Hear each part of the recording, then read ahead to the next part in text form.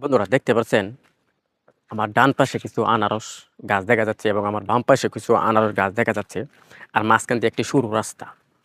এই রাস্তার দুই পাশে দিয়েই অসংখ্য এরকম আনারস গাছ হয়ে রয়েছে। এটি মূলত বন আনারস। এটি প্রাকৃতিকভাবে বন্য হয়ে গেছে, কিন্তু এগুলি খেতে আবার খুব স্বাদ। এগুলি কিন্তু অনেক ভালো লাগে এই আনারসগুলি খেতে।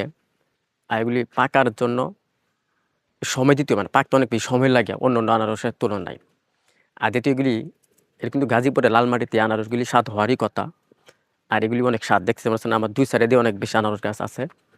এই পাশে দিয়েও আছে, আবার এই পাশে দিয়েও আছে। এই পাশে দিয়ে অনেক বেশি, আর এই পাশে দিয়ে একটু কম। আর আনারস গাছগুলি অনেক বড়। এখন তো আনারসের সিজন না, যার কারণে আনারস নাই, শুধু খালি গাছগুলি বেঁচে আছে।